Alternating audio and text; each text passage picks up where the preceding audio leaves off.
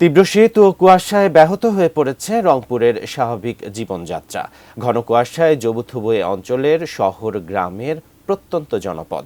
সবচেয়ে বিপাকে পড়েছে কৃষক, শ্রমিক ও খেটে খাওয়া মানুষ।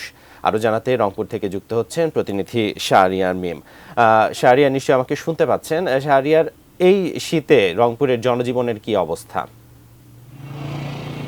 বান্না, আপনাকে ধন্যবাদ। এই মুহূর্তে রয়েছি রংপুর বাংলাদেশ ব্যাংক মোড় এলাকায়। আপনাদেরকে জানিয়ে রাখি যে আবহাওয়া অফিসের তথ্য মতে রংপুরের তাপমাত্রা এখন 15.0 ডিগ্রি সেলসিয়াস এবং এই মুহূর্তে যদি একটু জানিয়ে রাখি যে সকাল থেকে বৃষ্টির মতো ঝরছে কুয়াশা। সাধারণ মানুষের যে জীবনযাত্রার মান সেটি কিন্তু নাজেহাল হয়ে পড়েছে। আমরা শুধু এই কুয়াশাই না, আমরা যদি আপনাদেরকে জানিয়ে রাখি যে এই কুয়াশার সাথে কিন্তু বৃষ্টির মতো আসলে পানি ঝরছে এবং সেই সাথে মৃদু যে বাতাস সেটাও কিন্তু বইছে। সব কিছু মিলে কনকনে যে শীত, এই শীতে এই অঞ্চলের যারা খেটে খাওয়া দিনমজুর মানুষরা রয়েছেন তারা সব থেকে বেশি কষ্টে রয়েছেন। আমরা সকাল থেকে আপনাদেরকে দেখানোর চেষ্টা করেছি যে সকাল থেকে যারা খেটে খাওয়া মানুষরা রয়েছেন, যারা ঘরের বাইরে বের হয়েছেন, তারা সব থেকে বেশি কষ্টের কথা আমাদেরকে জানিয়েছেন এবং তারা আরেকটি তথ্য আমাদেরকে জানিয়েছেন যে এখন পর্যন্ত কোনো ধরনের কিন্তু তাদের সহযোগিতা কিংবা যে তারা কিন্তু সেটি পাননি।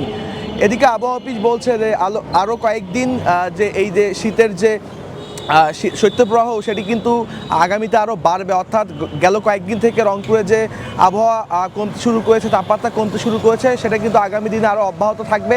সেক্ষেত্রে ঠান্ডা শীত সেটি কিন্তু বাড়বে।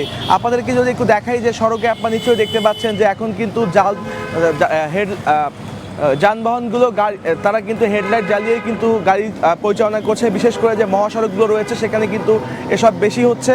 এবং আরেকটি তথ্য আপনাদেরকে দিয়ে রাখি যে ট্রাফিক পুলিশের পক্ষ থেকে, হাইওয়ে পুলিশের পক্ষ থেকে তীব্র কুয়াশার সময় যেন বড় যানবাহনগুলো ধীর গতিতে চলে সেই সকল বিষয়গুলোর দিকে কিন্তু তারা যানবাহন চালকদেরকে কিন্তু তারা অনুরোধ জানিয়েছেন।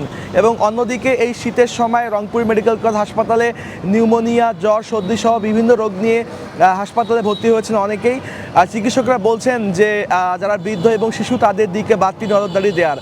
আর এই যে ছিন্নমূল মানুষরা রয়েছেন, বিশেষ করে গ্রামের মানুষরা যারা রয়েছেন, তাদের প্রতি বিশেষজ্ঞদের অনুরোধ যে তারা বলেছেন যে এই খড়কুটো জ্বালিয়ে তারা যেন উষ্ণতা নিবারণ করার যে চেষ্টা সেটি যেন না করে, সেক্ষেত্রে কিন্তু অগ্নিদগ্ধ হওয়ার সম্ভাবনা থাকে।